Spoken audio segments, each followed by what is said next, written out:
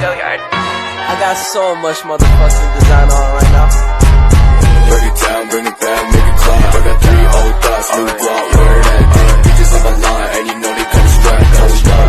Assalamualaikum warahmatullahi wabarakatuh. Di sini saya akan menjelaskan materi tentang objek dan kegunaan filsafat hukum Islam.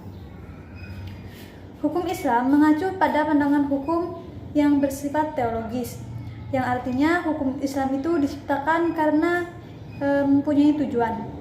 Tujuan dari hukum Islam itu ialah menciptakan perdamaian di dunia dan kebahagiaan di akhirat. Jadi, hukum Islam bukan bertujuan meraih kebahagiaan yang fana dan pendek di dunia semata, tetapi juga mengarahkan keabadian yang kekal di akhirat juga. Inilah yang membedakannya dengan hukum manusia yang menghendaki kedamaian di dunia saja. Tujuan hukum Islam itu sendiri merupakan manifestasi dari sifat Rahman dan Rahim, yang artinya yang Maha Pengasih dan Maha Penyayang. Maha Penyayang Allah kepada semua makhluknya. Keberadaan syariah tersebut dapat menegakkan perdamaian di muka bumi dengan pengaturan masyarakat yang memberikan keadilan kepada semua orang. Hukum Islam dalam upaya menegakkan itu semua harus siap menghadapi kejadian-kejadian yang baru karena perkembangan masyarakat dan perubahan suasana itu sendiri. Oleh karena itu, pengkajian filsafat hukum Islam mutlak diperlukan karena keberadaan filsafat Islam akan menegakkan hukum Islam dan memberikan jawaban terhadap tantangan zaman dan merupakan hukum terbaik sepanjang zaman bagi semesta alam dan umat manusia.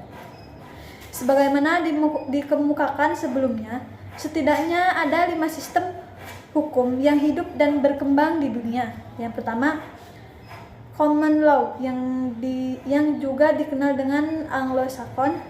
Yang kedua, civil law. Yang keempat, custom law. Yang kelima, Islam law. Dan sistem hukum sosialis komunis. Manfaat dari studi filsafat hukum Islam ialah yaitu menjelaskan kajian filsafat secara utuh kepada ahli hukum. Yang kedua, filsafat hukum Islam diperlukan untuk pengkajian secara mendalam terhadap hukum Islam. Yang ketiga, untuk mewujudkan hukum yang berkeadilan. Yang keempat, pengkajian filsafat hukum Islam memungkinkan pemahaman Islam secara menyeluruh dengan ilmu-ilmu agama lainnya. Para ahli usul fikih, sebagaimana ahli filsafat hukum Islam membagi filsafat hukum Islam kepada 2 rumusan. Yang pertama, filsafat tasyri' dan yang kedua, filsafat syariah. Filsafat tasyri' bertugas untuk membicarakan hakikat dan tujuan penerapan hukum Islam. Dalam filsafat tasyri' terbagi kepada 5.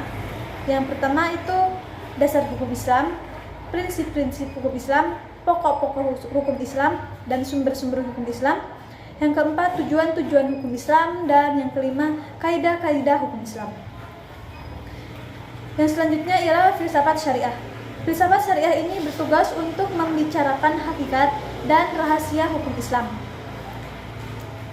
Yang termasuk dalam pengembangan filsafat syariah itu ada 4. Yang pertama, rahasia-rahasia hukum Islam. Yang kedua, ciri-ciri hukum Islam. Yang ketiga, keutamaan-keutamaan hukum Islam.